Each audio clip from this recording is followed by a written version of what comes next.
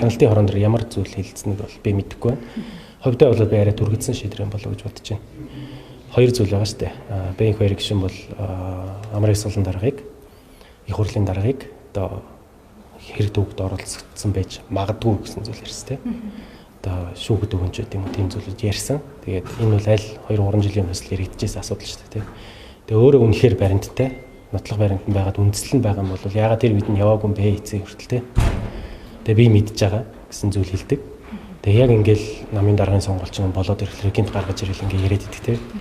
Үнэхээр Монгол улсаа ард түмний бодож байгаа юм бол баримтан байгаа юм бол мэдсэн дараатаа л үг мэдэгдэх хэрэгтэй шүү дээ.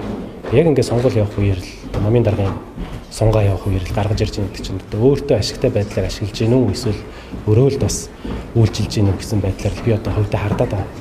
Хяналтын хорон маань ч гэсэн бас одоо нэг талдаа бэнк байх шүү үнэн зөв ярьсан үг бас тодорхойлсон үг мэдэхгүй байна. Гэхдээ нэгэн шийдвэр гаргаж байгаа бол үндэслэлтэй байх хэрэгтэй. Тэгээд тэр үндэслэлээ бас тайлбарлаасаа гэж бодож байна. Гэхдээ аль тал нь шүү. Тэгэхээр үнэн зөв зүйлийг л мэдээлдэг, үнэн зөв зүйл төр хэдүүлээ ярилцаа шийдвэрээ гаргадаг. Тийм л зарчим баримталмаар байна. Энэ бол их хурал гэлтгүй одоо хувийн хвшилтийн үү те найз нөхдийн хооронд ч гэсэн гэр бүлийн дотор ч гэсэн ийм л юмар явдсан шүү дээ те.